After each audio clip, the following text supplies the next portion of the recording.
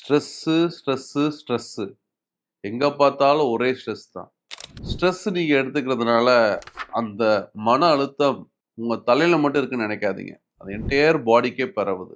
நம்மளுக்கு ஸ்ட்ரெஸ் அதிகமா இருக்கிறதுனால, நம்ம உடம்புல கார்ட்டிசால்ஸ் இல்ல அட்ரினலின் அப்படிங்கிற சில ஹார்மோன்ஸ் அதிகமாகி, லப்டப் லப்டப்ன்னு துடிக்கிற நம்ம இதயம் லப்டப் லப்டப் லப்டப் லப்டப் துடிக்க ஆரம்பிச்சு, நம்ம பிபி 120/80 இருக்க நார்மல் பிபி 150, 100, 160, 100, 180, 120ன்னு மாறி, நம்ம ரத்த குழாய்க்குள்ள இருக்க லேயர்ல லைட்டா பிளவுகள் ஏற்பட்டு, அது நார்மலா சுருங்கி வரிகிற தன்மை கம்மியாகி, அத நாங்க எண்டோதீலியல் டிஸ்ஃபங்ஷன்ங்கிற பேர சொல்லி, அதனால ரத்தத்துக்குள்ள இருக்க கெட்ட கொழுப்பு ரத்த குழாயில படிஞ்சு, அது over a period of time உங்களுக்கு ஹார்ட் அட்டாக்கையோ, இல்ல பக்கவாதத்தையோ, இல்ல கிட்னிக்கு போற ரத்த குழாய் பாதிக்கப்பட்டு, இல்ல காலுக்கு போற ரத்த குழாய் பாதிக்கப்பட்டு, நடந்து போறதுனால உங்களுக்கு வலி வரலாம். இவ்வளோ வர்றது தெரிஞ்சும் நம்ம ஏன் ஸ்ட்ரெஸ் எடுத்துக்கணும்? "சுவர் இருந்தால் தான் சித்திரம் வரைய முடியும்" என்று தமிழில் ஒரு பழமொழி உண்டு. அது மாரி ஒரு நல்ல ஸ்ட்ரெஸ் இல்லாத சுவர், மனம், உடம்பு இருந்தா தான் நம்ம இதயம் நல்லா துடிக்கும்.